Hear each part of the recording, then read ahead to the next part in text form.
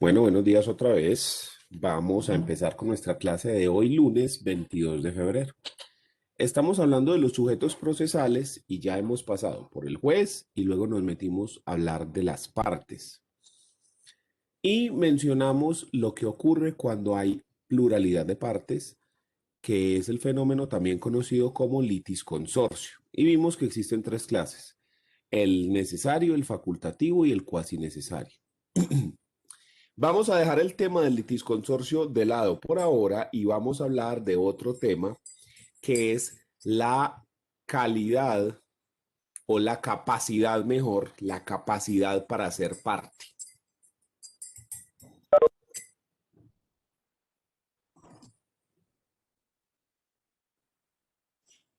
La capacidad para ser parte.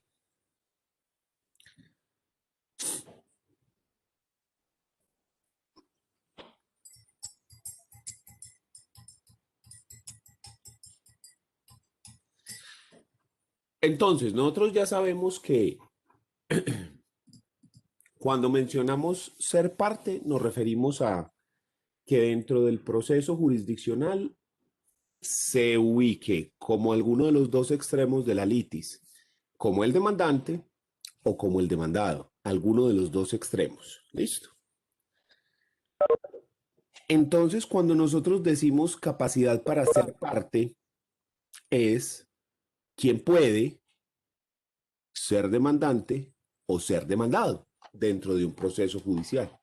A eso es a lo que nos estamos refiriendo y eso es lo que queremos tratar el día de hoy.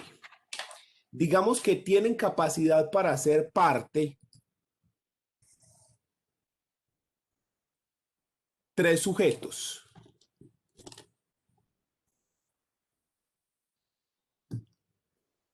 El primero de ellos son las personas físicas o personas naturales que tengan capacidad de ejercicio.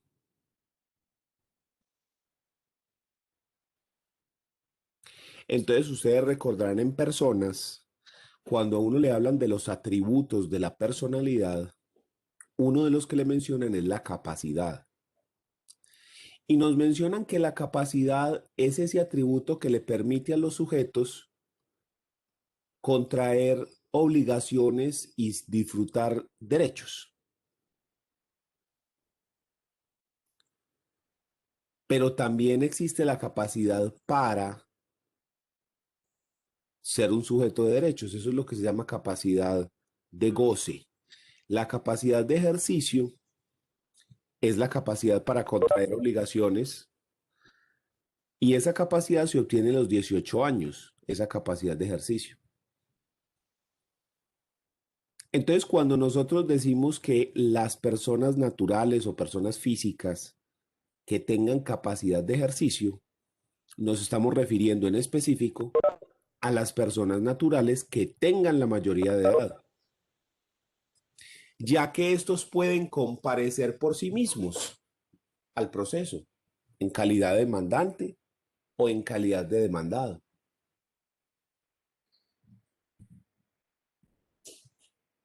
Y entonces nosotros decimos, entonces las personas menores de edad no pueden ser parte, no pueden actuar como demandantes o demandados dentro del proceso judicial, ¿o qué?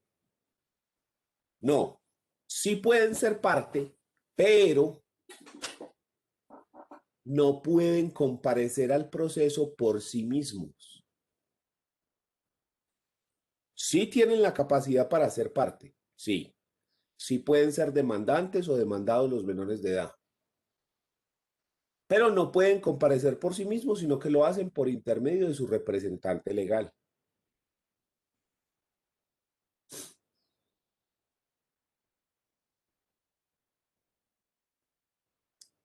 El segundo sujeto que tiene capacidad para ser parte son las personas jurídicas o personas jurídicas colectivas, también se le denomina en la doctrina, o también se le denomina personas jurídicas estatutarias. Estamos hablando de las sociedades, las empresas en general, que sean de derecho privado o de derecho público, porque el Estado y algunas empresas del Estado también pueden comparecer al proceso en calidad de demandantes o en calidad de demandados.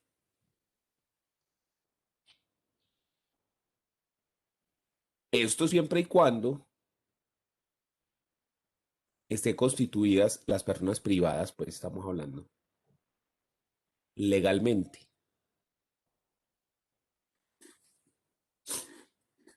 Porque cuando se instituye legalmente una persona jurídica, a ese ente inmaterial se le reconoce una personalidad jurídica y por ende unos atributos de la personalidad y dentro de ellos está la capacidad de ejercicio que habíamos mencionado antes para las personas naturales. Pero, al igual que con los menores de edad, las personas jurídicas no pueden comparecer por sí mismos, sino que tienen que hacerlo por medio de un representante legal.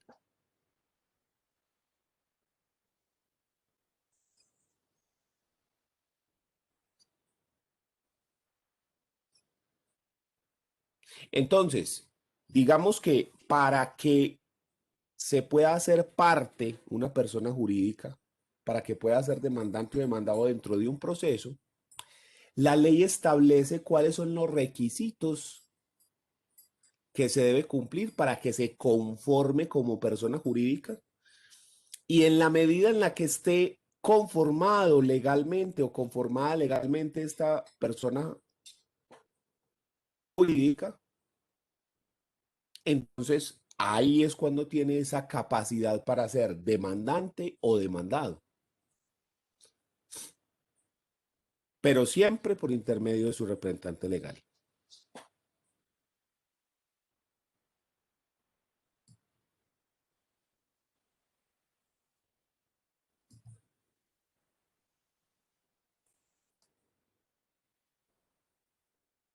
Y tercero, son los patrimonios autónomos. Profe, ¿me repites el tercero, porfa? Los patrimonios autónomos.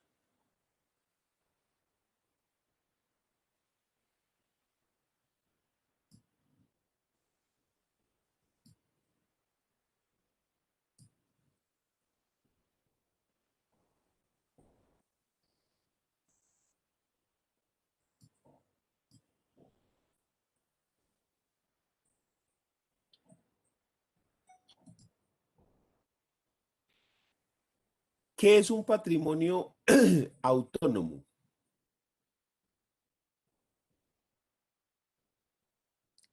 Existen algunos tipos de contratos o negocios, como por ejemplo la fiducia o la sucesión o la sociedad conyugal, entre otros, en los que un grupo de bienes, un patrimonio común,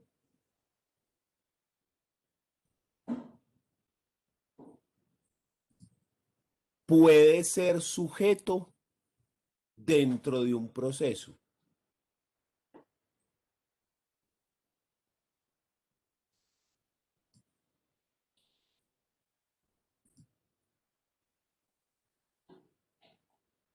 No es que sean una persona jurídica, porque carecen de capacidad,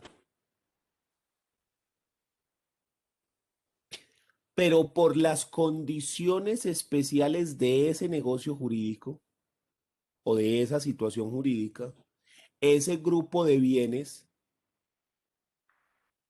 puede ser parte dentro de un proceso.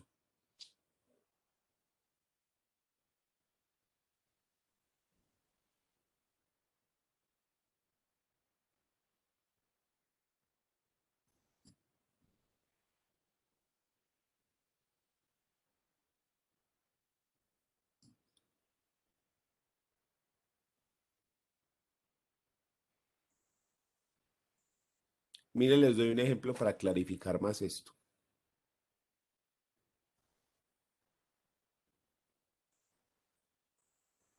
Resulta que muere Pedro. Entonces, al momento en el que muere Pedro, todos los bienes que se encontraban en su patrimonio se conforman como la herencia yacente. Esos bienes son los que van a ser repartidos dentro del proceso de sucesión. ¿Y qué pasa si Pedro le quedó debiendo plata a los trabajadores de la finca? ¿Qué hace esa gente? Demandan la sucesión, no a los herederos, porque es que al fin y al cabo el patrón de ellos era Pedro, no los herederos. Los herederos pueden aceptar, repudiar la herencia, transmitirla, pueden ser representados, entonces bueno. Pero entonces, ¿cómo hacen esa gente valer sus derechos? Demandan la sucesión. Entonces, en ese caso, el sujeto activo dentro de ese proceso, el demandante, es ese trabajador al que no se le han cancelado todas sus eh, prestaciones sociales, y el sujeto pasivo no es el muerto, no es el heredero, es la sucesión. La sucesión actuando como patrimonio autónomo, como conjunto de bienes que puede soportar obligaciones como por ejemplo las deudas laborales. Entonces, ¿qué es lo que se demanda? La sucesión, y esta responderá por las deudas que haya dejado el causante. ¿Y con qué responde? Con el patrimonio, con los bienes que integran ese patrimonio. ¿Listo? Y la misma sucesión puede ser demandante. Sí. Por ejemplo, existen bienes que están en manos de terceros. Esa sucesión podría demandar en un proceso reivindicatorio de bienes herenciales. No para un heredero en específico, no para el cónyuge, sino para la sucesión, para que ese bien vuelva a integrar el patrimonio sucesoral y se reparta. El más común de los patrimonios autónomos es la fiducia. Ese es el más común de todos.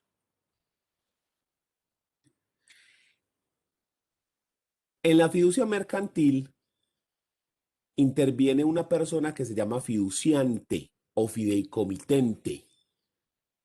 Esa persona es la que transfiere uno o más bienes específicos a otra persona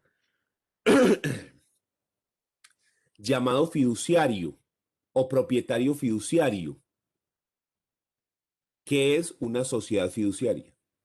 Y una tercera persona está dentro de este contrato que se llama beneficiario o fideicomisario, que va a ser la que reciba los bienes o los resultados de la administración de los bienes transferidos en fiducia.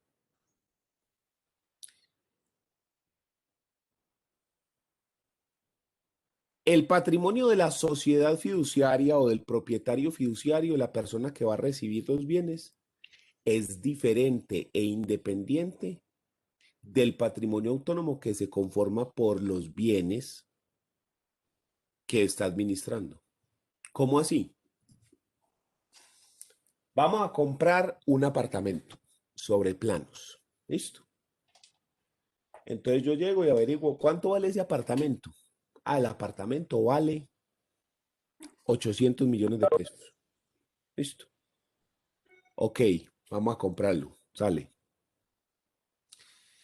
Pero como en Colombia han surgido tantos problemas con la construcción, hoy en día se obliga a que las constructoras tienen que constituir una fiducia. Entonces, ¿cómo funciona el asunto? Yo tengo los 800 millones, pero yo no se los entrego a la constructora. No, se los doy a una fiducia. Y así todas las personas que vayan a comprar apartamentos. La fiducia es una sociedad diferente. es una sociedad encargada de administrar ese dinero que le van a dar todos los que van a comprar y de irle entregando a la constructora dineros para que vaya realizando la construcción. ¿Sí? Entonces la fiducia se encarga de administrar ese dinero y se va a encargar de irle pasando de a poquitos al beneficiario. ¿Quién es el beneficiario? La constructora. A medida que la construcción va levantándose, la fiducia le va girando parte de ese dinero. Si la construcción para, si no se cumple, la fiducia sostiene el dinero, lo mantiene. De modo que si ocurriera alguna cosa, entonces se le devuelve el dinero a los propietarios originales. Y entonces, ¿qué pasa cuando ya está listo el apartamento? Entonces la fiducia constata de que ya está listo para hacer entrega. Y en el momento en el que se le hace entrega al propietario, se le entrega todo el resto del dinero a la constructora. De esta forma nos aseguramos de que no vayan a llegar una persona que diga ser constructor, la persona le entregue la plata de su apartamento y se eche a perder.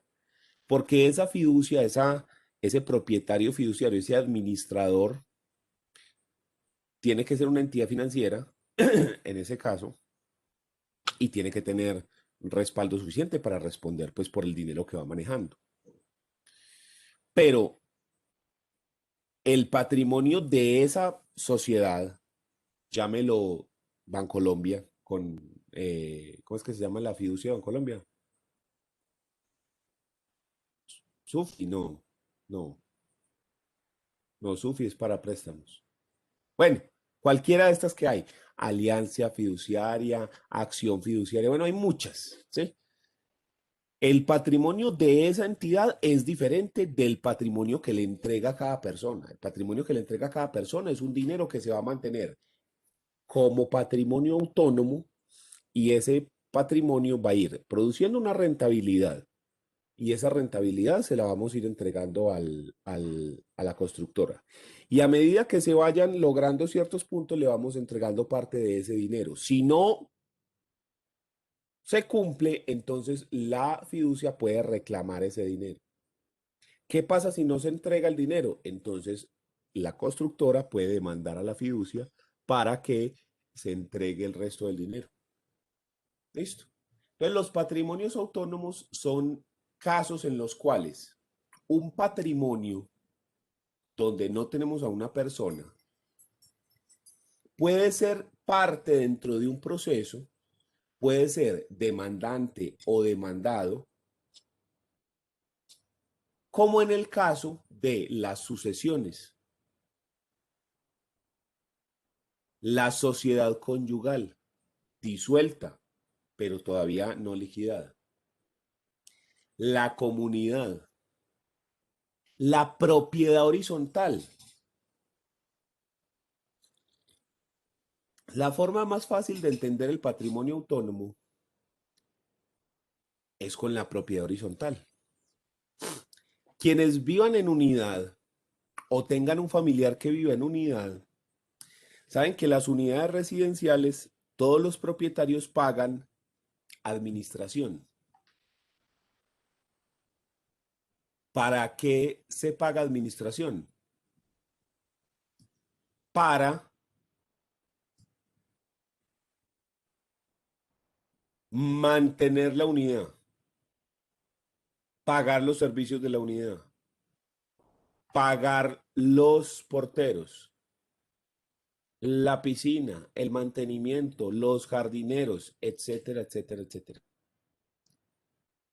Pero ¿quién es el que contrata a los porteros, por ejemplo? ¿Quién es el patrón de los porteros? ¿Quién es el jefe de los porteros? Los 350 apartamentos. Entonces todos tienen que firmar el contrato de trabajo. No. La unidad como tal, la propiedad horizontal. Cuando se crea la unidad, se crea un patrimonio autónomo que se llama propiedad horizontal. Es como si construyéramos una sociedad para administrar todos los bienes. de la unidad.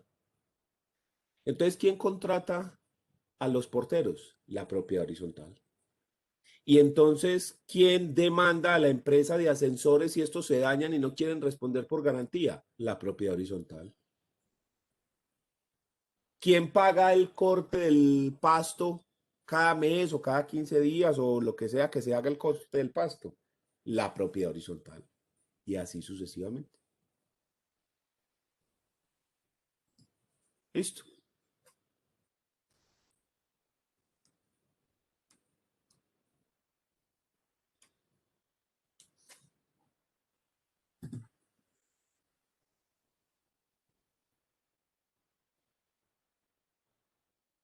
¿Cómo se comparece al proceso? Segundo título.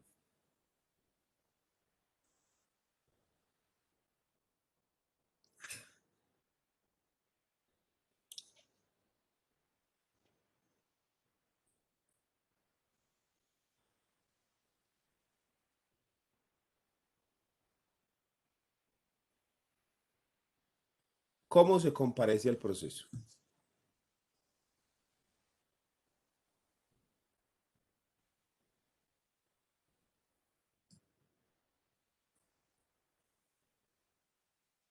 Primero, los plenamente capaces.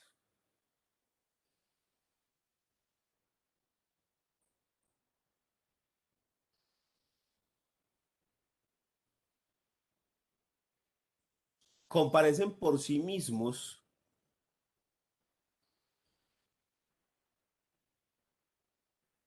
y aquí encontramos a las personas mayores de edad sin ninguna discapacidad. Esos son los plenamente capaces. Las personas mayores de edad sin absolutamente ninguna discapacidad. Entonces ellos comparecen por sí mismos. ¿Cómo así? Si usted lo va a demandar, demanda a la persona en específico. Si esa persona va a demandar, él es el que demanda. Solamente necesitan la representación de un abogado. Y si ellos son abogados, ni eso siquiera. Él mismo puede actuar en representación de sí mismo. No necesita ningún intermediario. Se demanda a Daniel Lopera personalmente y Daniel Lopera va al proceso en calidad de demandado. O de demandante si Daniel es el que va a demandar. Esos son los plenamente capaces. Segundo, los incapaces.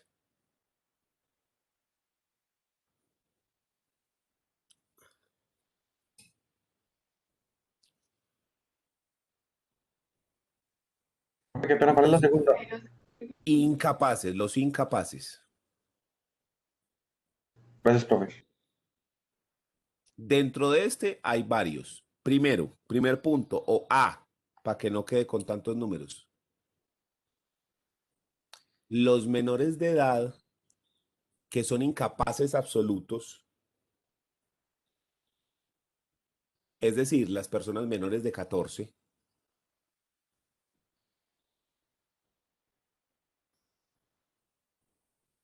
comparecen al proceso representados por sus padres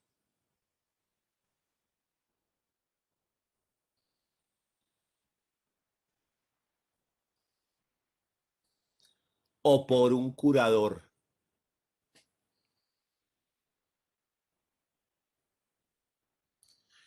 Uno de los efectos que existe cuando se genera la filiación entre padres e hijos es que se genera un derecho que se llama patria potestad. Dentro de ese conjunto de derechos hay uno en especial que es el que nos interesa, que es la representación legal del hijo.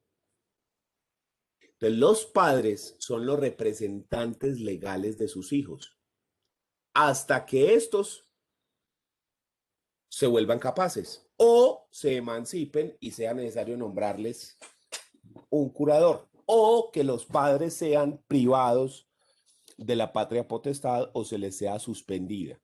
En esos eventos, los curadores, perdón, los representantes no serán los padres o que los padres mueran, pues, ambos, ¿sí?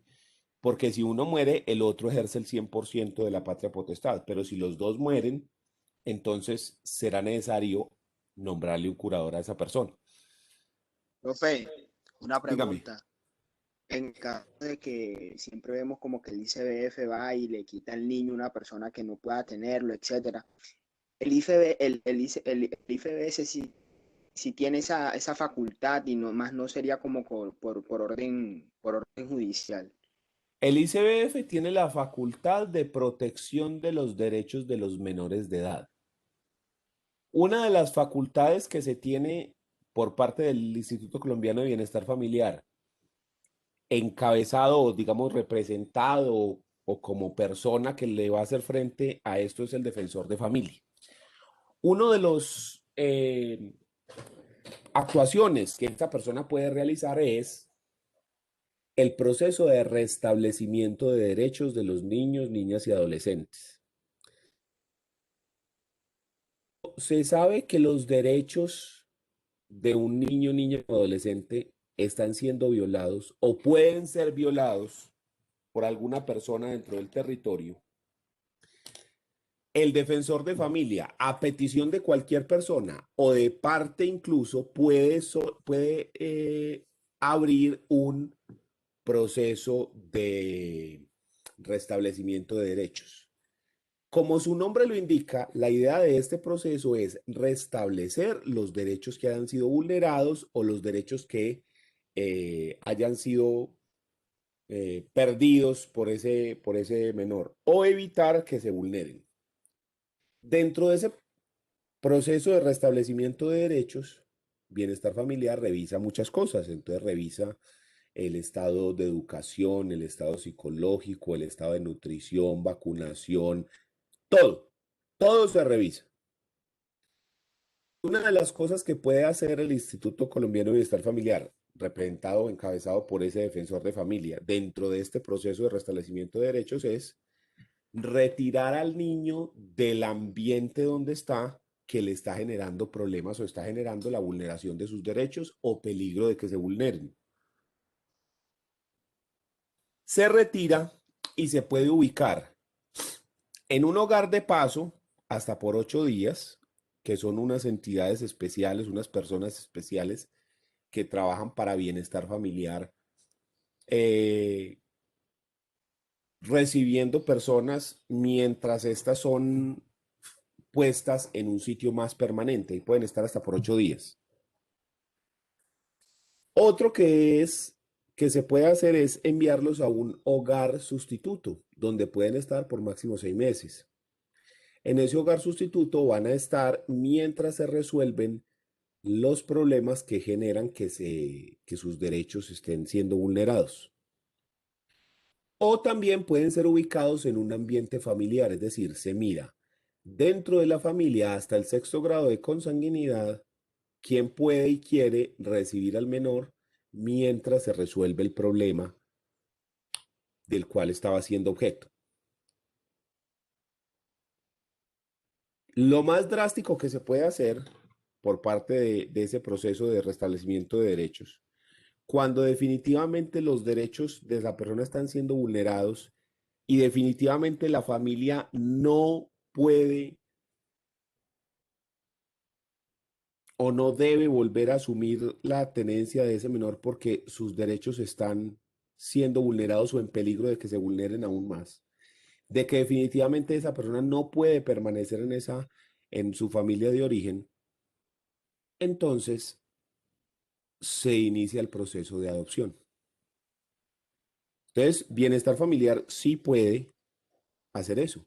Incluso puede quitar a un niño, entre comillas, de su familia biológica y entregarlo a una familia nueva, a una familia adoptiva.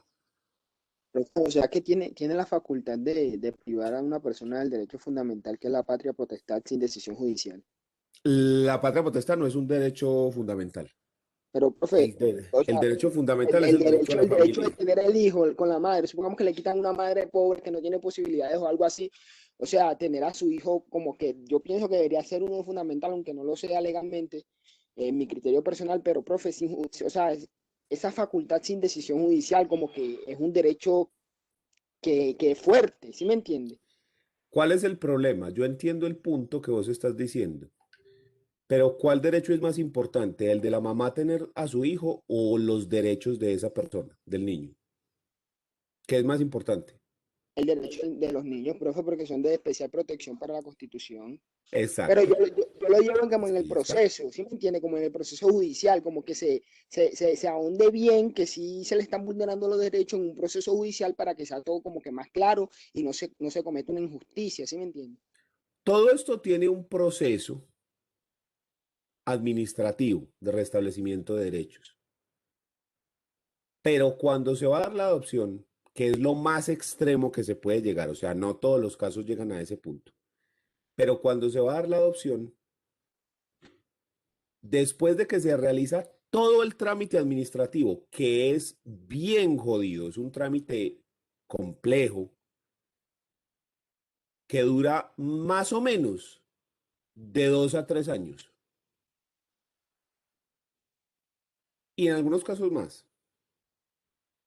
Cuando se termina ese proceso, sí se va a un proceso judicial para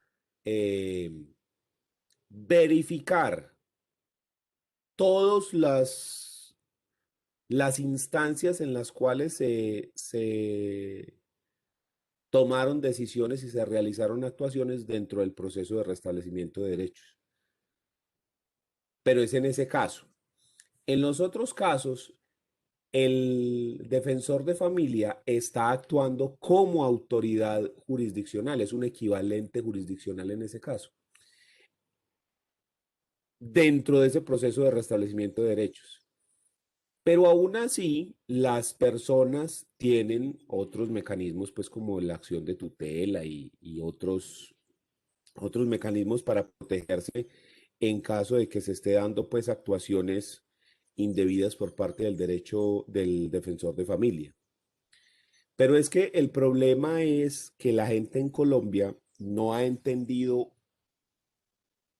que que los hijos no son suyos, sí, que los hijos no son propiedad.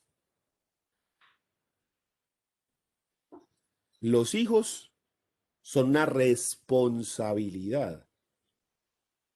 Pues cuando usted va a traer un niño al mundo, usted tiene que ser responsable por eso. Ahí, por eso está el derecho a alimentos. Si usted no puede mantener a esa persona, si usted no tiene forma alguna de mantenerla, entonces la ley dice, venga, miremos a otras personas dentro de la familia que sí lo puedan mantener. Entonces, por ejemplo, alimentos, que es darle lo que se necesita para subsistir. Entonces miramos primero los padres. Ah, no, los padres no. Los abuelos, los bisabuelos, los hermanos. Pero alguien dentro de la familia lo tiene que mantener. Se supone que el mejor lugar donde va a estar esa persona es con sus padres biológicos, papá y mamá. Por eso el derecho a la familia y no ser separado de ella y toda la cosa. Pero ¿y qué pasa si esos padres no le están brindando bienestar? ¿Qué pasa si esos padres son los que están vulnerando los derechos de esa persona? Como lo hemos visto mil veces, los ponen a pedir plata, los alquilan para mendicidad, sin contar con las otras cantidades de abusos sexuales, físicos, psicológicos y demás, dejando esos casos de lado. Entonces, lo que se ha dicho por parte de el legislativo y la jurisprudencia es que si la familia es la que está generando los problemas, porque definitivamente no tienen con qué, o porque conscientemente los están generando, como en el caso de los delitos. Entonces uno dice, hey, pero espérate, si esa familia simplemente no puede mantener ese niño, o sea, no tienen físicamente los medios para brindarle o para satisfacer los derechos de esa persona, hay que retirarlo de ahí. Bien sea para que lo ubiquemos dentro de la misma familia, pero en otro, con otras personas que sí le puedan satisfacer sus derechos. Pero ¿y qué pasa si nadie de la familia hasta el sexto grado de consanguinidad puede satisfacer los derechos de esa persona? Entonces, ¿por qué es el hijo, el niño tiene que ir a mendigar igual, a vivir debajo de un puente igual que los papás? Porque es el hijo de ellos. Entonces ahí es cuando se ha dicho, no, es que las personas no son propiedad, es que los derechos de ese niño están por encima de los derechos de esos padres. Entonces, venga. Entonces, la idea de bienestar es intentar ubicarlo dentro de la familia primero,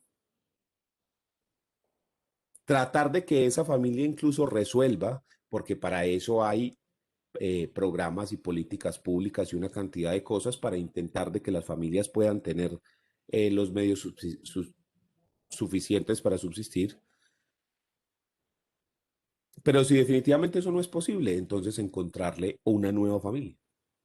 Profe, pero yo creo que, según lo que yo pienso acá, yo creo que eso debería ser por decisión judicial, porque darle como esa facultad a un defensor a un defensor de familia unánimemente, es como que no cuadra. ¿Por qué?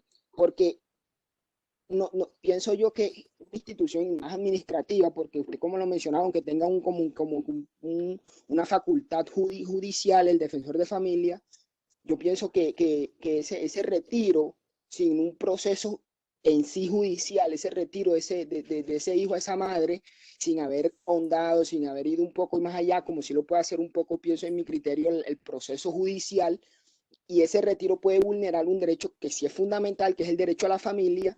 Entonces pienso que darle esa facultad al defensor de familia de forma unánime como que no cuadra. Deberían hacer un proceso judicial y que el juez decida si le da la facultad en ese proceso al defensor de familia que retire a ese niño de ese vínculo familiar. Pero es que el problema es que vos no estás pensando como que llega un man a la oficina y se sienta y dice, bueno, hoy quitémosle el niño a esa gente.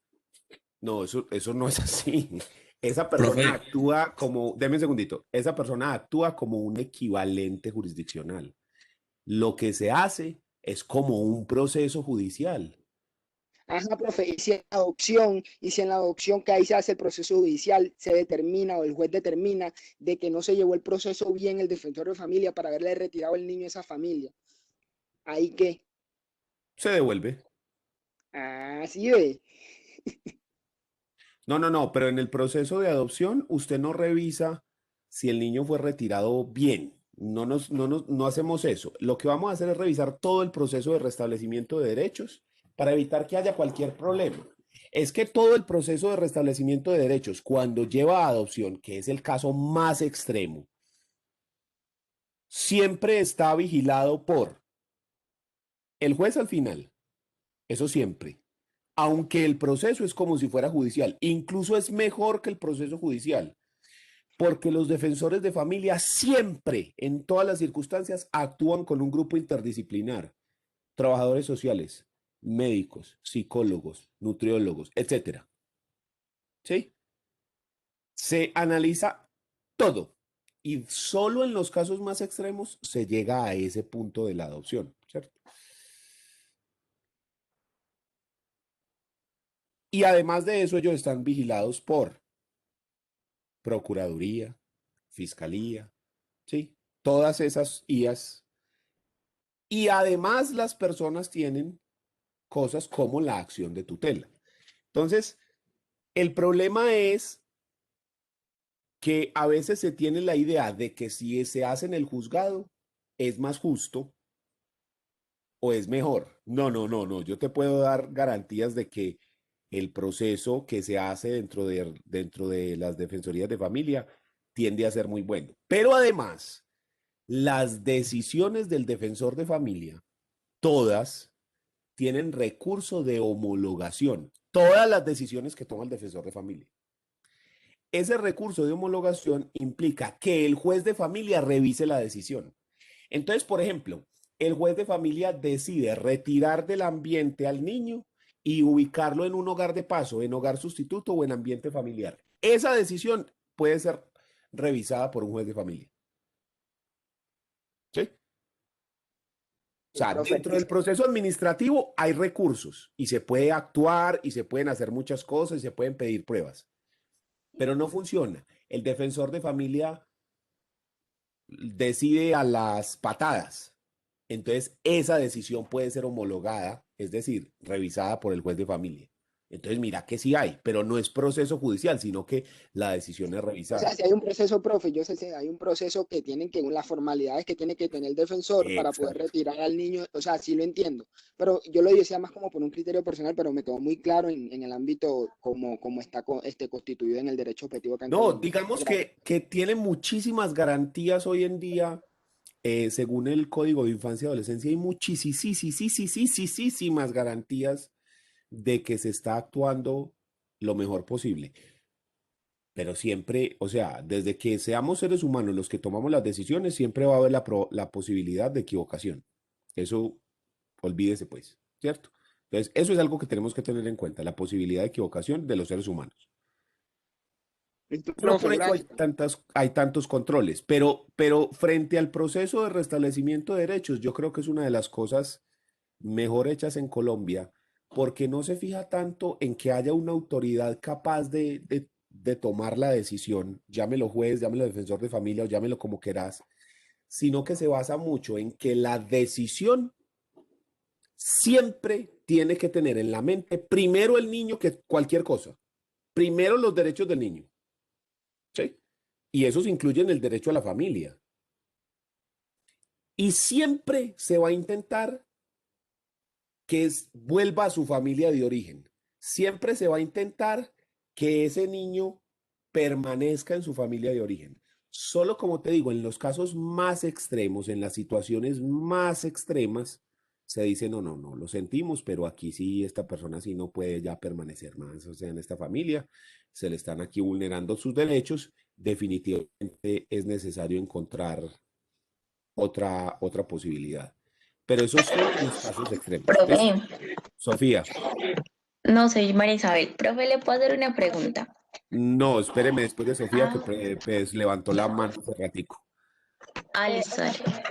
profe. Sofía, Profe, sí, dígame. siento que o sea, yo creo que los que llevan, como tú explicaste, el proceso de los defensores de familia también es porque es más ágil que si se llevara por medio de un juez. Entonces, mientras el juez decide, ya el niño se murió ahí en la casa si los papás lo maltratan. Sí, Entonces, yo es creo que que un eso, proceso judicial en promedio dura de 1 a 2 años. Imagínate un proceso para definir si el niño sí se puede, si lo debemos sacar o no de la casa. claro. Y Entonces sería, tengo otra pregunta. Por ejemplo, entonces cuando uno pues le nombran los padrinos, yo tenía entendido que si, por ejemplo, pues, o sea, si mis dos papás se morían, pues no se murieron, gracias a Dios, yo me quedaba con mis padrinos, pues con uno de los dos, porque igual son mis tíos. O eso se miraría primero si con mis abuelos o con qué, o el que se lo que ofrezca. pasa es que el origen de la figura del padrino era, es un origen que viene de la religión católica, que la idea es que haya una persona que sirve como padre sustituto, ¿sí? Eso es la idea. Que si los padres por cualquier razón no pudieran ejercer su función, entonces el padrino es el que está llamado a ejercerla, en la tradición, pues, católica de toda la vida. Pero hoy en día, como el foco es el bienestar del menor de edad, primero que cualquier cosa, entonces hoy en día la figura del padrino, ¿para qué sirve? Para muy poco. Es más una figura honorífica que cualquier cosa. ¿Por qué? Porque volvemos al mismo asunto, los derechos del menor de edad por encima de los demás. Entonces, ¿qué pasa si los papás mueren en un accidente, por decir algo? Ambos. Entonces, deberemos buscar primero dentro de la familia a ver quién puede y quiere quedarse, digamos, con el niño, pero no hay adopción, sino criarlo. ¿Listo? Si nadie dentro de la familia puede ni quiere, entonces ahí sí nos toca buscar adopción. En ese caso sí. ¿Listo? Entonces, la figura de los padrinos hoy en día, ¿qué valor tiene? Muy poco, porque es que no se va a respetar esa decisión de los papás de que X o Y sean los padrinos, entonces supuestamente serían los sustitutos, porque lo que tenemos que velar es el bienestar del menor, no la decisión de los papás. ¿Sí? Entonces, esas personas son los mejores. Listo, venga a ver. Ellos son. No, no, no, no, no, no, no, porque es que todos hemos escuchado de casos. Yo, por ejemplo, mis padrinos, yo me acuerdo del nombre de mi padrino. No lo he visto en toda mi vida. Yo me lo puedo encontrar ya, puede entrar aquí por esta puerta y yo me presento, mucho gusto, Daniel Opera, ya no tengo ni idea de quién será. ¿Sí? Porque mi papá escogió a una persona, mis papás escogieron a una persona, era como amigo de ellos en ese momento, pero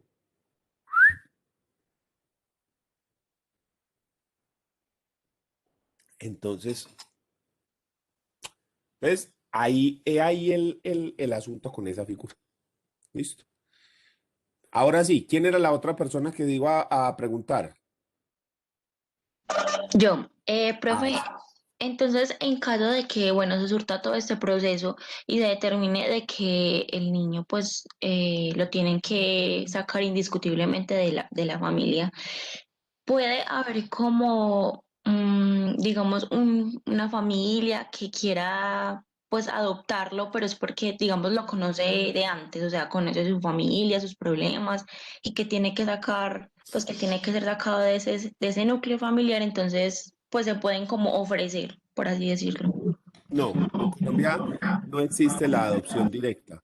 Usted en Colombia no puede decir yo quiero adoptar a esa persona y eso se hace por la razón de que lo que se evita es que regalen a los niños. Veas que le regalaron a aquel niño, ¿sí? Porque los niños no son mercancía. Entonces, no se puede. Si esa familia quiere adoptar y quisiera adoptar a ese niño, muy difícil, porque lo que ellos tienen que hacer, primero que todo, es postularse para la adopción, lo cual implica un proceso en el cual esas personas son analizadas por bienestar familiar y se analiza que tengan la actitud y la aptitud correspondientes para adoptar, que sean aptos psicológicamente, económicamente, socialmente, si hacen visitas domiciliarias, visitas al trabajo, visitas a los amigos, entrevistas con los familiares, amigos, compañeros de trabajo, reuniones con psicólogos, se tiene que comprobar la solvencia económica. No hay que ser millonario, pero sí hay que tener suficiente para subsistir uno más la otra persona. Eh, y después de todo esto, que es un proceso que puede tomar de 1 a 2 años, todo este análisis que se hace, Bienestar Familiar le dice, sí, usted está ok para adoptar. ¿Y de ahí qué sigue?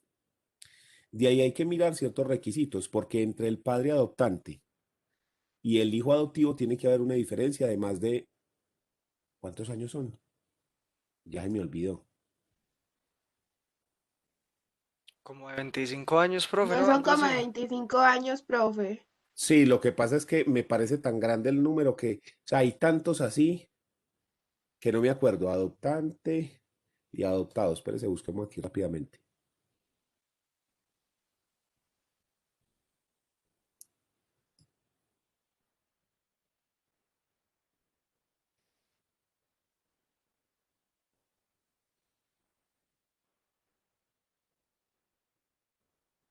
15.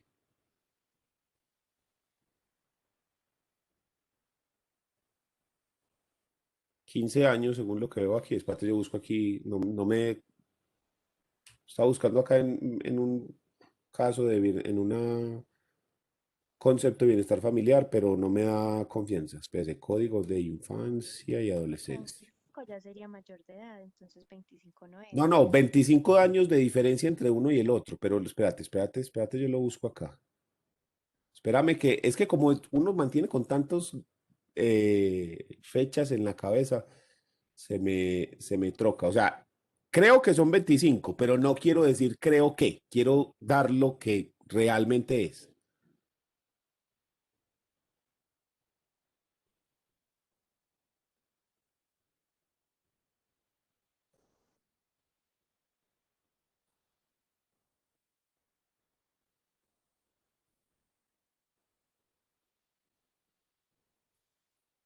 Profe, tener más de 15 años de diferencia con el adoptante.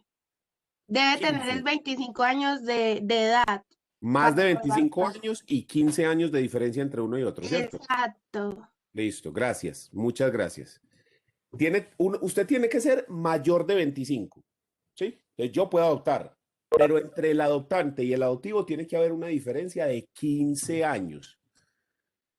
Entonces yo, por ejemplo, tengo 34 menos 15, o sea que yo podría en este momento adoptar una persona de hasta mayor, hasta que tenga 18 años, porque también usted puede adoptar a personas mayores de edad siempre y cuando haya convivido los últimos 2 años antes de ser mayor de edad con la persona y haya las diferencias. Entonces yo, por ejemplo, no podría adoptar una persona que fuera mayor de edad, solamente hasta los 18. Yo. Pero no solo tenemos en cuenta eso, sino que también se tiene en cuenta que a la persona se le dice, venga, ¿qué preferencias tiene usted? Todos quieren adoptar a Jesucristo, ¿sí me entiende? Un niño chiquito, de ojos azules, mono, que haga milagros, camine sobre el agua, convierta el agua en vino, ¿cierto? Espectacular. El problema es que todos en Colombia somos así, como usted me está viendo, morenitos, ojinegritos, así, narizoncitos, sí. Milagros no hacemos, entonces... Y se trata de buscar una persona que sea similar físicamente, similar a la persona físicamente. ¿Para qué? Para que sea más fácil la transición, digámoslo así. La inclusión. No, la inclusión no tanto, sino la transición a esa nueva familia. La inclusión no tanto porque también si usted prefiere, porque también hay gente que ha hecho de su vida, digamos, una profesión altruista, se pueden solicitar adoptar personas de grupos étnicos difíciles, de difícil adopción en Colombia, por ejemplo, indígenas, ¿sí? Aunque se prefiere que permanezcan en su región, en su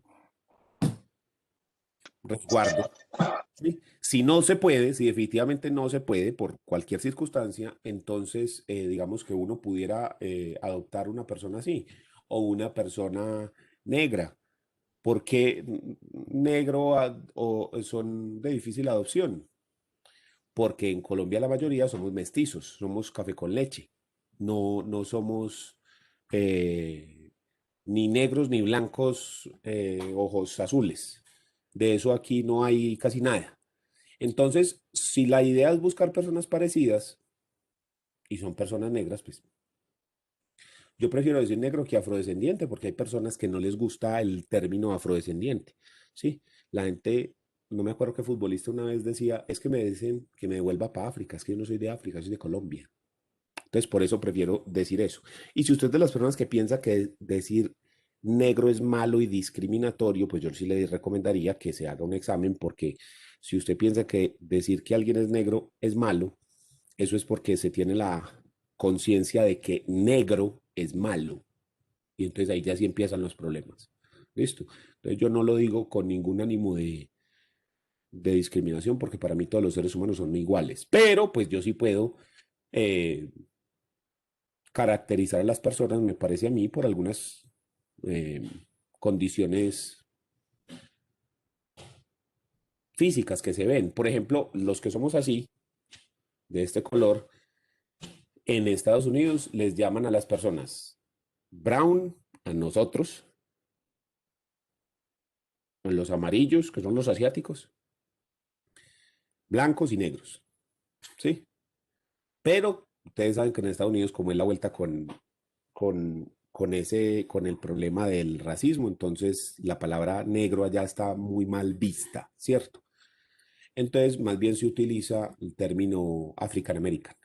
Es más utilizado que black o que ya la palabra peyorativa que se utiliza en Estados Unidos, que es nigger. Sí, esa es la palabra súper peyorativa que se utilizaba por los esclavistas como a modo de insulto. Y por eso se utiliza, o sea, por eso tiene ese estigma tan feo esa palabra, y es porque se utilizaba por los esclavistas a modo de insulto, ¿cierto? Pero digamos que de manera descriptiva se dice pues blanco, o café o amarillo, o lo que sea, ¿cierto? Profe, Dígame. qué pena interrumpirlo. Pero pues yo soy negra, ¿cierto? Y Sí. lo que yo he averiguado y todo eso en Estados Unidos, lo que no les gusta a los negros es que ¿Se le cortó? Sí, sí, sí, obviamente, porque así era como se utilizaba. Es decir, si yo le digo nigger, entonces se interpreta fácilmente como que lo que yo estoy haciendo es la misma referencia histórica de que estoy refiriéndome de manera insultante, pero es insultante denigrante, o sea, es atacar la dignidad humana de la persona por su color de piel, que pues a mí sí me parece, o sea, a mí eso me da una ira mala porque pues es que bueno, dejémoslo así. Los que saben de qué estoy hablando en cuanto a discriminación, es que a mí eso me saca de quicio de la gente racista, me da como ira mala, ¿cierto? O sea, yo me imagino un perro racista. Es que suena como hasta estúpido, ¿no?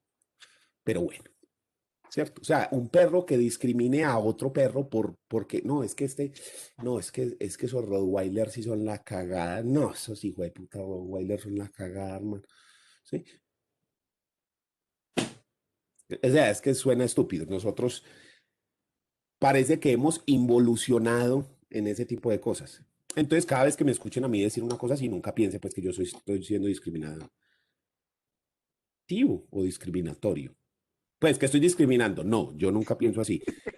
Pero cuando hablamos aquí en Colombia de personas de difícil adopción, yo no lo sabía.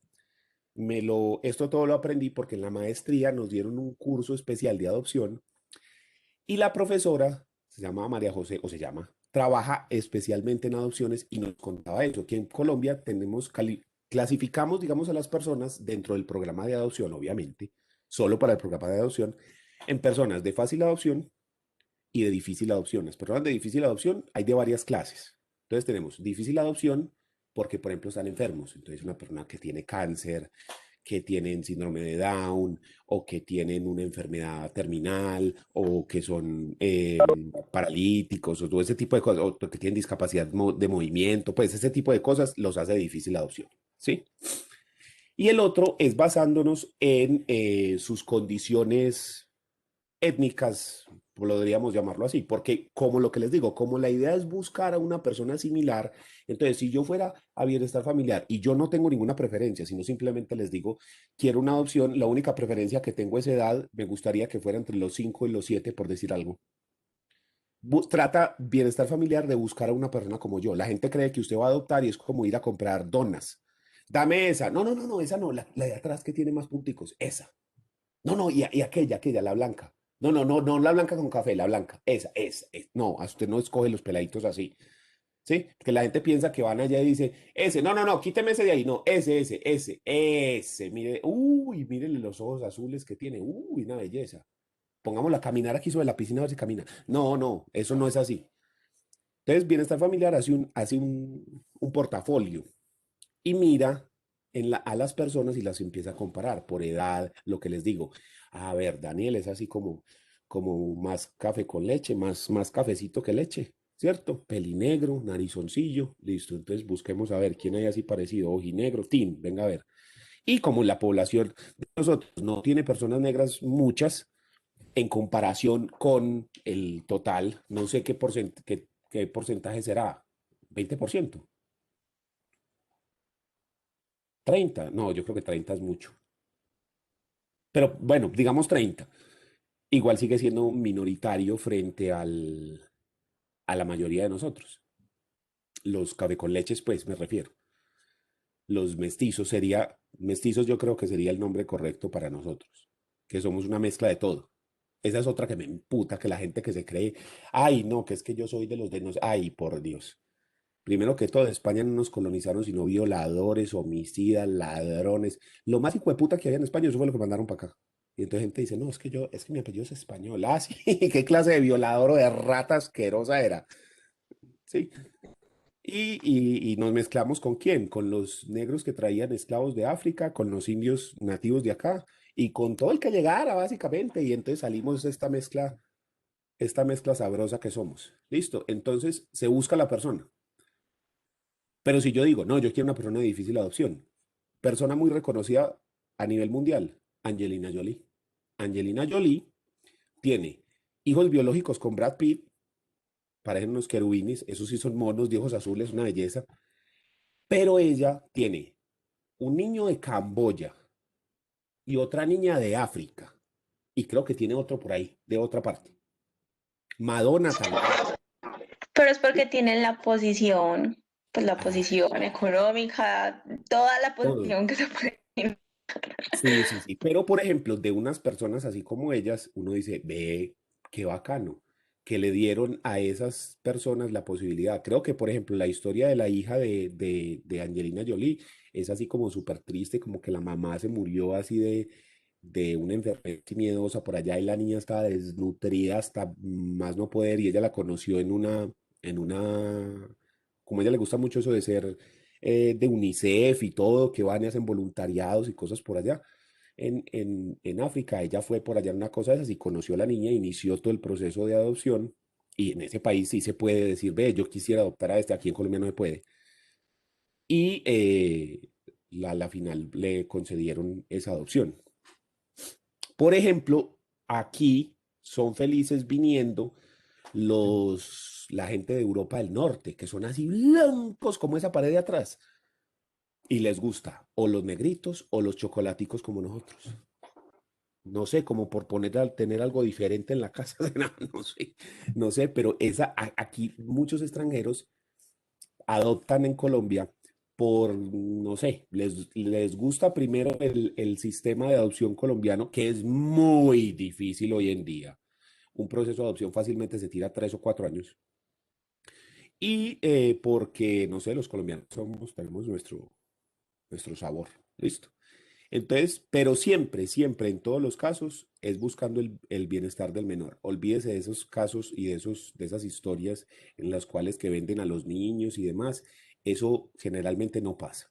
O sea, eso es supremamente raro. Incluso Caracol hizo alguna vez un infame documental acerca de lo mismo, donde decían que vendían a los niños y que los explotaban sexualmente o que les sacaban los órganos o una cantidad de barbaridades. Bienestar Familiar le metió una demanda la más berraca del mundo y se tuvieron que retractar, les tuvieron que dar plata. No, no, no, no, no, eso fue un zaperoco el que se armó con ese programa de Séptimo Día de Caracol por informaciones así de fake news, pero horribles con respecto a la adopción en Colombia. De lo que yo conozco, es un proceso que se hace muy bien en Colombia, es un proceso que para tranquilidad de todos se hace muy bien dentro de lo que se puede. Incluso a mí me parece que es demasiado estricto y demasiado riguroso, o sea, que ya se pasa. Entonces se vuelven procesos demasiado lentos que toman demasiado tiempo y no hay tantas adopciones y va a haber personas que simplemente no van a tener la posibilidad de ser adoptados. Y entonces, ¿qué pasa con esas personas? Bienestar Familiar los cuida, los cría y mantiene todo hasta que esas personas cumplen los 18 años de edad. Y ya a partir de ahí hay algunos programas especiales como en universidades públicas, como en centros especiales como Don Bosco y demás, donde esas personas se pueden vincular el SENA para aprender carreras, técnicas profesionales, oficios diferentes, en fin, para que hagan su vida y ya pues vuelen solos porque no pudieron ser adoptados, ¿cierto? Esa es la idea, ¿cierto? Entonces, al menos les digo que ese proceso se hace bien. Entonces, ¿qué pasa? A menos que haya alguna otra duda, continúo con el tema. Lo que pasa es que yo sé que es un tema que genera conversación y polémica, entonces por eso prefiero hacer un interregno en la clase y explicar y responder y contarles todo esto para que usted no se quede con la duda principalmente y para que no nos quedemos con imágenes que no son, como por ejemplo lo que ahorita nos decía Edwin, que tenía, digamos, una imagen que no era acerca del restablecimiento de derechos. Hombre, que puede que Edwin conozca un caso en el que el defensor de familia actuó mal y que es un hijo de tantas y que ese defensor de familia se está brincando la ley. Eso puede ocurrir, pero generalmente no. Generalmente se hace su trabajo bien, generalmente. Pero que puede haber problemas, sí. Entonces, para eso era lo que yo le decía a Edwin de toda la cantidad de cosas que se pueden hacer. ¿Quién tiene alguna otra duda o comentario? No, no, profe, no tenemos dudas. Bueno, entonces, ¿por qué nos metimos a hablar de este tema? ¿Por qué nos dividimos ahí por ese ladito? Porque estamos hablando de que cómo hace un menor de edad para comparecer al proceso. Entonces dijimos que el menor de edad comparece al proceso por medio de sus padres, que son los que tienen la patria potestad. Pero entonces dijimos, ¿y qué pasa si los padres mueren? Si los padres mueren ambos, porque si muere uno, el otro ejerce la patria potestad. Si mueren los dos, entonces es necesario que se le nombre a una persona para que ejerza la patria potestad y por ende ejerza la representación legal. Vamos a buscar preferiblemente a alguien de la familia, ¿sí? Pero volvemos al tema, no hay nadie en la familia, estos eran los únicos que habían o una circunstancia similar, entonces, ¿quién ejerce esa patria potestad? Bienestar familiar a través de un defensor de familia. Entonces, un defensor de familia será el encargado de ejercer esa representación legal y en caso de que ese menor de edad vaya a ser demandante o demandado dentro de un proceso, por ejemplo, en la sucesión de los padres, ¿cómo hace ese niño para reclamar los bienes que los padres le dejaron si él personalmente no puede comparecer al proceso, sino que lo tiene que hacer a través de un representante legal? Entonces, la persona que sea nombrado o en ese caso el defensor de familia actúa como representante legal de esa persona para que entre a la sucesión. Listo, ya el pelado recibió la herencia. Entonces, el pelado tiene bienes, carros, casas, fincas y demás. ¿Y ahora qué hacemos? Y Esos si bienes son tiene del deuda, pelado.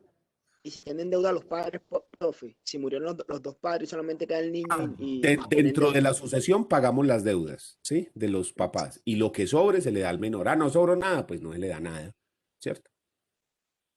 Ay, quedaron debiendo. Ahí murió la deuda. Ya. Profe, pero una cosa, supongamos que el niño, que le dejaron una herencia de 200 millones de pesos, ¿cierto? Sí. Entonces el niño quedó solo, solo, solo. Sí, o sea, Entonces, bienestar el niño familiar es el que está necesita esa haciendo la. herencia.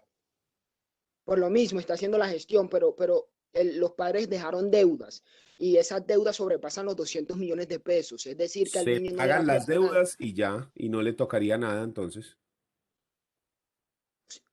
O sea, le entregan al niño el bienestar familiar que él se encargue de todo y la herencia pues la pagan. Sí, exacto. Hasta donde dé, porque las reglas de las sucesiones, las leyes de las sucesiones dicen que lo que usted primero hace en la sucesión es eso, pagar las deudas. Y lo que queda después, el líquido, el activo líquido, es lo que se va a repartir efectivamente como herencia. Entonces ahí tenemos las dos posibilidades. ¿Qué pasa si se debe mucho? Más de lo que había. Dejaron 200 millones y debían 400. Se pagan los 200 y ya. ¿Y cómo se pagan? En proporción a las deudas y teniendo en cuenta el orden de los créditos, porque ustedes saben que hay créditos que se pagan primero que otros. Primero se paga las deudas de los menores de edad, segundo las deudas del Estado, después las deudas laborales y después las deudas quirografarias, que son las deudas por pagarés, letras, etcétera. Entonces, usted paga, no sobró nada, ya, no hay nada para el pelado. Ah, no, pagamos y sobró, listo, lo que sobró se le da a él. Ay, ¿qué pasa si es mucho, poquito, regular? Pero él no tiene a nadie en el mundo, ¿sí? El defensor de familia se encarga de la administración de esos bienes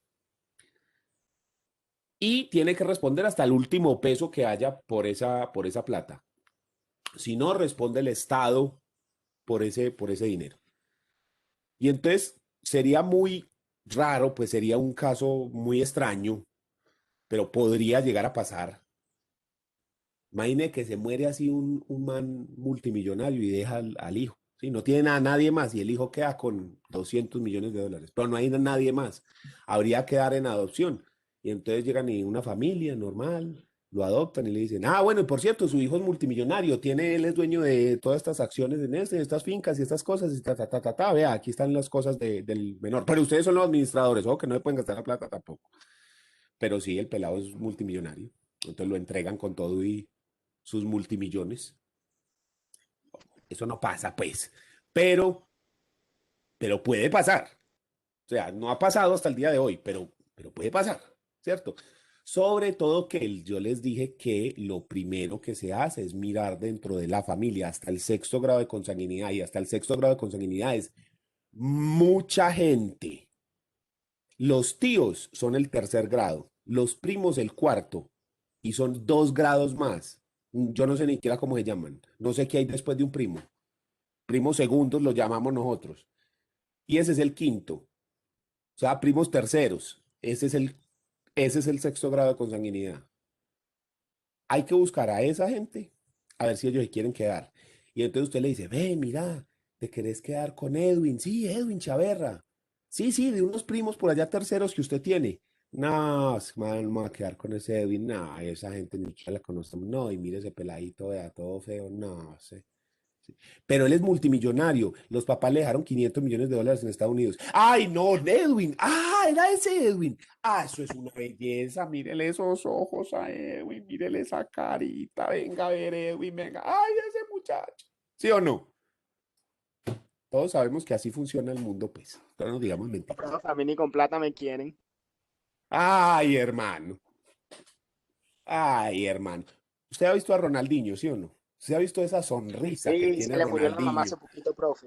Sí, esa sonrisa de Ronaldinho que uno dice, ¡ah, qué belleza!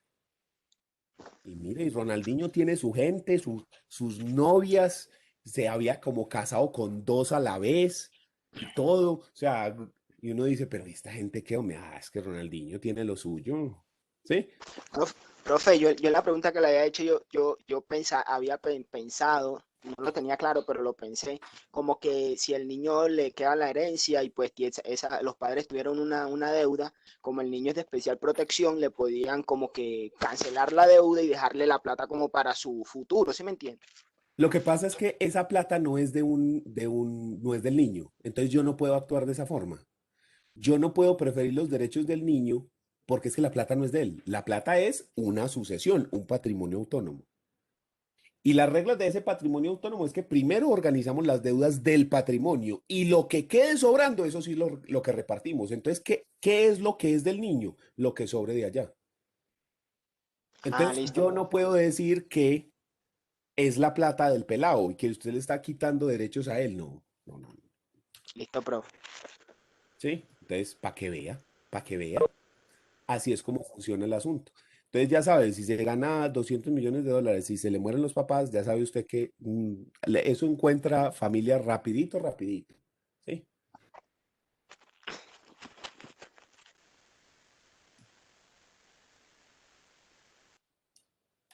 Em, entonces tenemos los menores de edad, defensor de familia en caso de que no tengan a nadie más, los padres, y si los padres son privados de la patria potestad, porque también se puede perder, no solo cuando se muere, sino que hay unas causales para que se pierda. Cuando los papás son malos padres y están en una de las causales que trae la ley, se puede retirar esa patria potestad, se puede cancelar. El proceso se llama privación de patria potestad. En ese caso le tenemos que nombrar un nuevo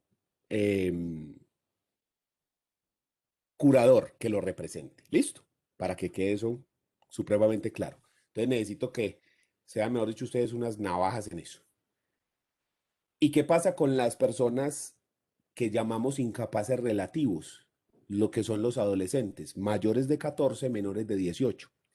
La diferencia con los menores de edad, los niños y adolescentes, los menores de 14, perdón, no los menores de edad, sino los menores de 14. Los niños y niñas, los adolescentes son los mayores de 14. Es que los adolescentes pueden escoger un curador, pueden nombrar un curador cuando ellos demandan a sus padres, por ejemplo. Si el niño va a demandar a sus padres, se le tiene que nombrar un curador. ¿Listo? Pero si es niño menor de 14, niño o niña menor de 14, se le nombra un curador por parte del juez. El juez le nombra uno. Si es adolescente mayor de 14, él puede nombrar al curador para demandar a los padres, por ejemplo. ¿En qué caso necesitaría uno demandar a sus padres? Alimentos, por ejemplo. O una que es muy, muy común. Muere el papá, ¿cierto? Y entonces la mamá era la compañera permanente. La mamá, ¿cómo hace para reclamar derechos? Tiene que demandar para ser reconocida como compañera permanente. ¿Y a quién demanda? Al otro no, porque ya está muerto. Entonces demanda a quién, al heredero, que es el hijo. Entonces, ¿cómo hace el papá, la mamá, para demandar al hijo? Si al hijo lo tiene que demandar a través del representante legal. ¿Y quién es el representante legal? Ella. ¿Sí? Si estuvieran los dos papás juntos, entonces pues uno demanda al hijo a través del otro. Pero este ya murió, entonces ella es la representante legal del hijo. Entonces, ¿cómo hace ella para demandar al hijo si ella misma es la representante legal y usted no puede ser demandante y demandado? A ese pelado hay que nombrarle un curador. Si es niño, menor de 14, niño o niña menor de 14, se le nombra por parte del juez. Si es mayor de 14, él puede nombrar uno. Esa es una diferencia que hay pues entre la forma de comparecer. Y si es mayor de 14, ya lo vimos, mayor de 18, perdón, ya puede comparecer por sí mismo sin necesidad de ese curador. Profe, Dígame. o sea que el ejemplo que acabas de mencionar es en el, pues qué pena que me perdí un poco, es en el caso que de pronto no haya como el matrimonio, que no me perdí. Ah, sí, lo que pasa es que si son casados, no hay problema, porque ya se tiene la prueba del matrimonio. Entonces, ¿cómo hace la señora para reclamar herencia, gananciales o cualquier otro derecho? Simplemente se presenta a la sucesión y dice, vea, yo soy la cónyuge sobreviviente de Pedro y también soy la mamá de este, entonces voy a reclamar para mí lo que me corresponda por herencia o por gananciales de la sociedad conyugal o del derecho que sea. Y para el hijo voy a reclamar a nombre de él la herencia de él. ¿Listo? Ah, listo, profe. Pero ¿qué pasa si son compañeros permanentes? Es decir, unión libre. Lo que pasa es que el término unión libre es el término que utiliza la gente comúnmente, pero el término jurídico es unión marital. ¿Y cómo se llaman las personas que están en unión libre o en unión marital? Compañeros permanentes. Los que están casados se llaman cónyuges. Los que están en unión libre o unión marital, compañeros permanentes. Entonces, ¿cuál es la diferencia? Que cuando usted es compañero permanente y muere el otro, entonces usted va a ir a la sucesión a reclamar. Buenas, a ver, ¿qué es lo que me toca? Pero usted tiene que identificarse. Usted tiene que decir en qué calidades que viene usted a actuar. Porque no es lo mismo decir yo soy hijo, a decir yo soy acreedor, a decir yo soy compañero permanente. ¿Y cómo demuestra uno eso?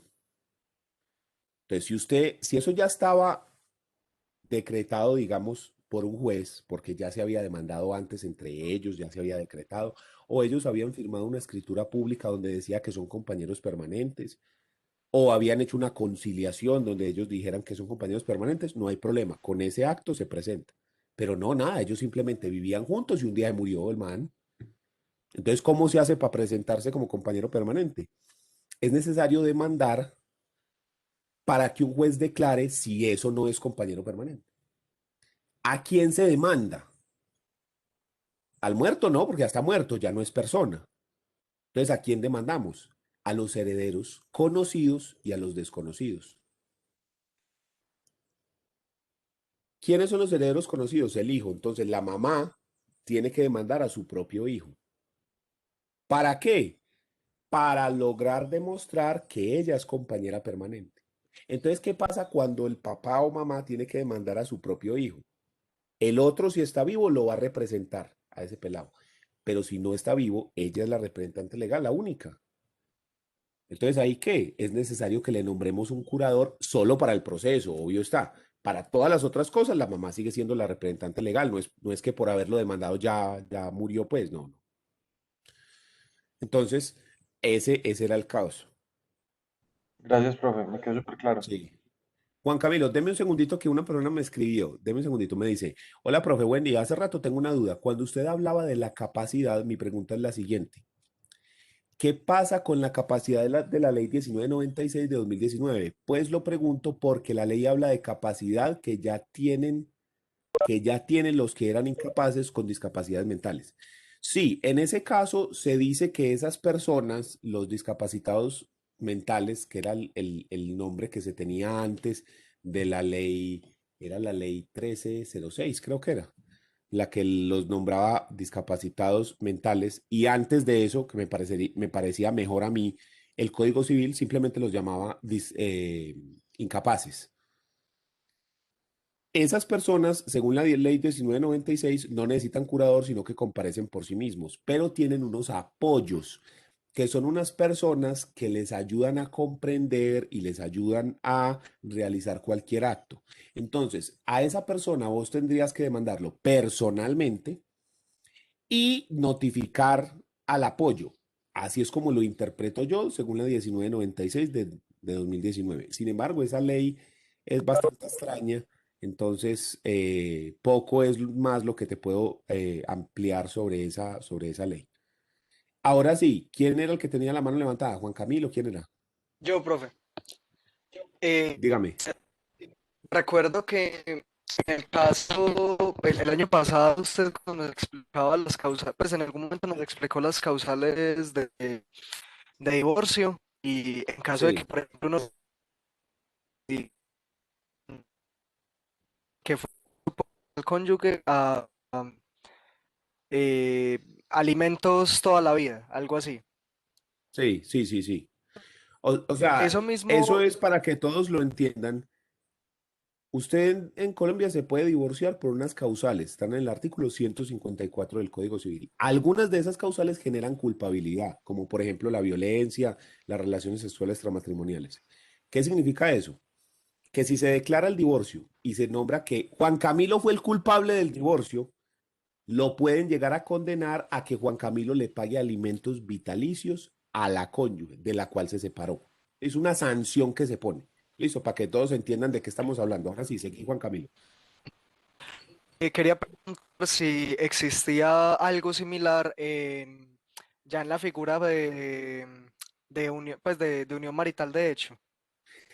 No como está creada en la ley 54 de 1990 y luego la posterior modificación de la ley 979 del 2005, no aparece esto porque en el matrimonio, la forma de terminación del matrimonio es mediante el divorcio, que tiene unas causales, 154.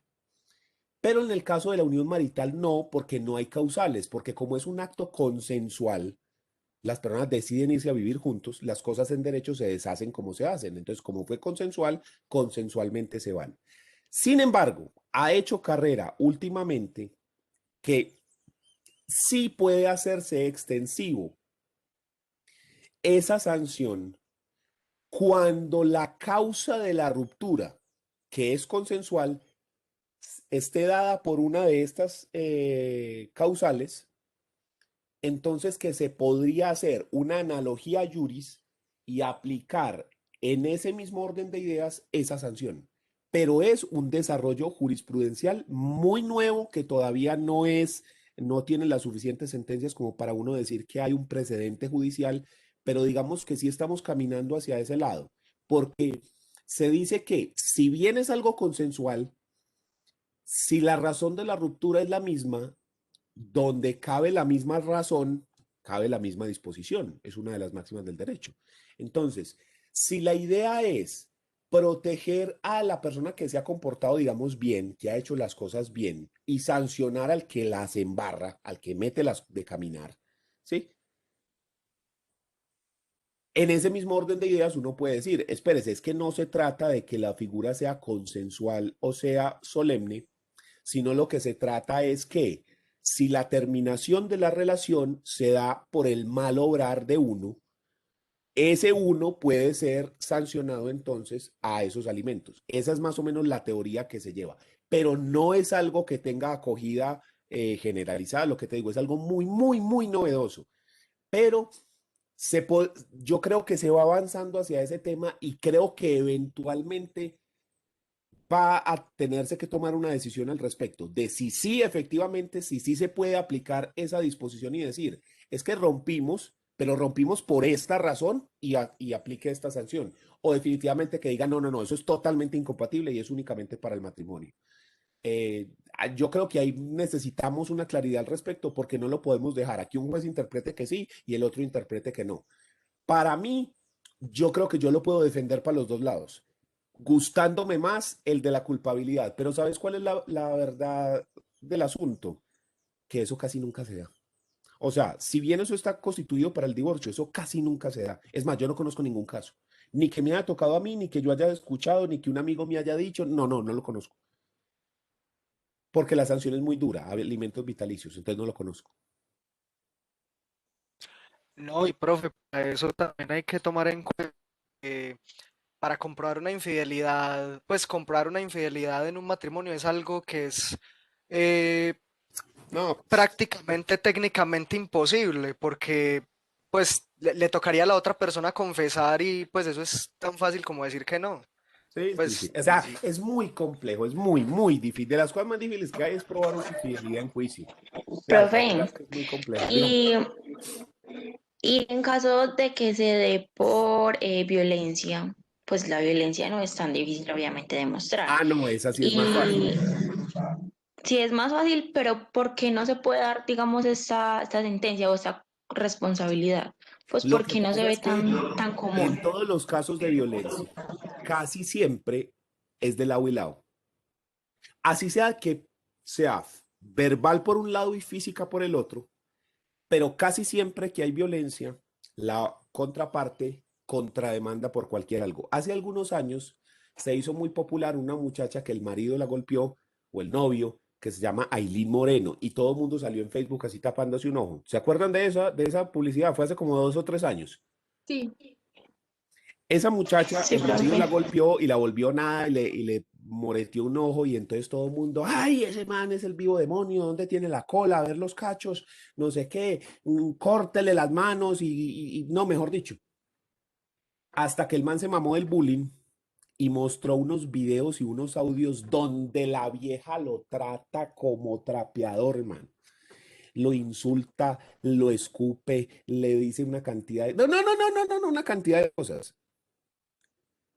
Y usted está diciendo que la actuación de ella está justificando la... No, no, no, no, no, no, ni más ni menos. Lo que yo estoy diciendo es que en ese caso, entonces, ¿qué va a pasar?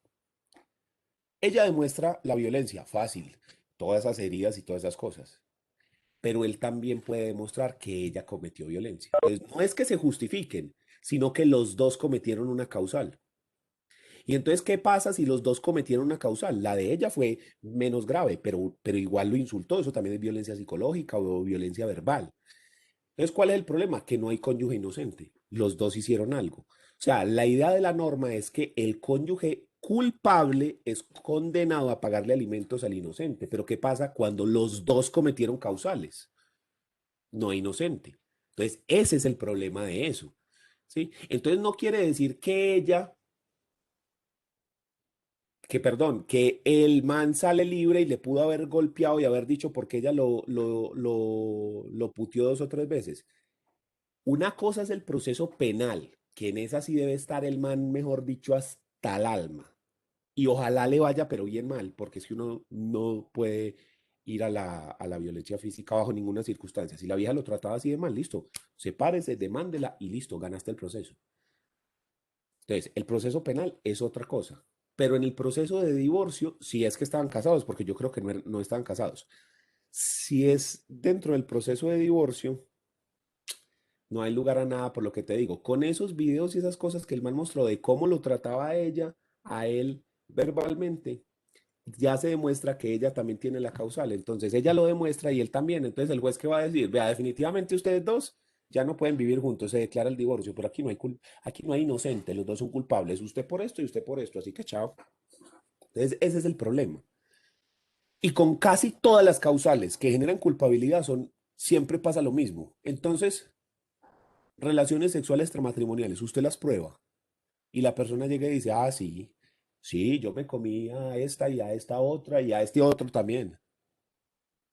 Lo que pasa es que yo me fui a buscar en la calle lo que no me daban en la casa. Y uno apenas se ríe con esa excusa. Pues resulta que hay una causal que se llama incumplimiento de los deberes conyugales. Uno de los deberes conyugales le llaman débito conyugal, tener relaciones sexuales. Entonces, la persona se negaba a tener relaciones sexuales injustificadamente. Entonces, la persona se fue a buscar en la calle. No es que la acción de uno justifique al otro, no, sino que la persona incumple y el otro también incumple, ¿sí? Entonces, he ahí el problema, que casi siempre es de parte y parte. Es muy extraño el caso donde hay una persona que no hizo nada, totalmente inocente, y que logra demostrarlo, porque la otra persona puede ser la Madre Teresa de Calcuta y se casó con el mismísimo Satanás. ¿Cuál es el problema? Pruébelo pues. Dame la prueba y te daré el derecho. Entonces, cuando el problema no es la prueba, el problema es que los dos generaron causal. Entonces, muy difícil, muy difícil. Bueno, dejamos ahí. Mañana continuamos con el tema de cómo se comparece al proceso y seguimos conversando de todos estos temas que, aunque parecieran retirarse de la materia un poco, también es importante uno saber porque son dudas que nos hacen a todos desde que estamos estudiando primero. Usted dice, acabé de comprar el PIN para presentarme a derecho y ahí mismo ya le empiezan a caer las consultas de la familia, de los amigos, de los vecinos, ¿sí o no? Entonces, estas cosas también es importante uno saberlas, manejarlas al menos, entenderlas al menos, porque cada una de estas cosas usted las va a ir viendo en su respectiva materia, pero es importante saberlo. Entonces, por eso yo prefiero contestar todo e ir conversando de los diferentes temas junto con el de la clase. Nos vemos mañana. Chao. Chao, profe, Gracias, muchísimas profe. gracias. Profe, Luego, profe. gracias. Profe.